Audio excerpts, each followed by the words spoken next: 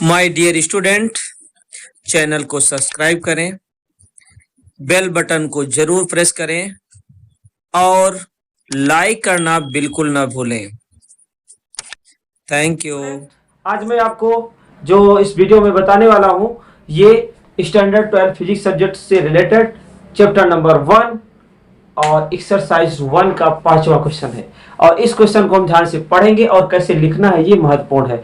तो उसको हमने बोर्ड पे लिख भी दिया है और आपको मैं समझा भी दूंगा। तो ध्यान से देखिए क्वेश्चन में क्या कहा गया है। क्वेश्चन नंबर 5 आपके सामने है। जब कांच के छड़ को रेशम के टुकड़े से रगड़ते हैं तो दोनों पर आवेश आ जाता है। इसी प्रकार की परिघटना का वस्तुओं के अन्य युग्मों में भी परीक्षण किया जाता है। स्पष्ट कीजिए कि ये परीक्षण आवेश संरक्षण के नियम से किस प्रकार सामंजस्य रखता है। क्वेश्चन ये है कि आवेश संरक्षण हैं तो आवेश संरक्षण का नियम क्या है। आवेश ना तो नष्ट किए जाते हैं और ना ही उत्पन्न किए जा सकते हैं, केवल आवेश को हम ट्रांसफर कर सकते हैं। तो ये चीजें हम यहाँ पे प्रूव करने की कोशिश करेंगे।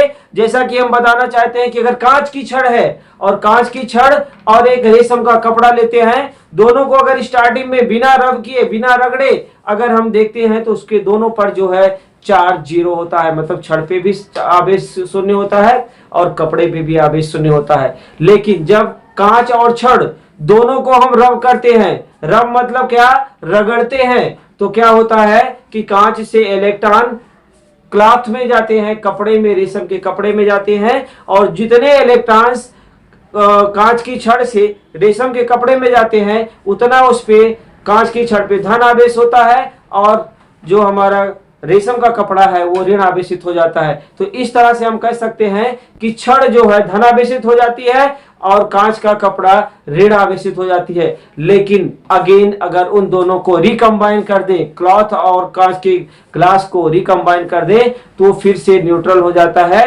क्योंकि उसके इलेक्ट्रॉन फिर से एक्सचेंज हो जाते हैं। तो कहने का ये मतलब है कि जब हमने कांच और छड़ को रगड़ा नहीं था तब भी उस पे आवेश शून्य था, और रगड़ने के बाद वो आवेशित होने के बाद भी दोनों में बराबर इलेक्ट्रॉन होने की वजह से, बराबर चार्ज होने की वजह से उसका रिजल्टेंट भी जीरो होता है। किसका, दोनों का, कांच की छड़ और किसका, कपड़े का, रेशम के कपड़े का।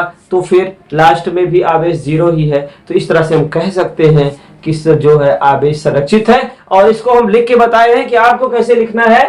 तो दोस्तों सुनिए ध्यान से। जब कांच की छड़ को रेशमी कपड़े से रगड़ा नहीं गया तो होता है तो दोनों विद्युतीय रूप में आवेशित होते हैं, अनावेशित होते हैं, उसमें कोई आवेश नहीं होता। दूसरे शब्दों में हम कह सकते हैं कि कांच की छड़ अथवा रेशमी कपड़े पर नेट आवेश शून्य होता है।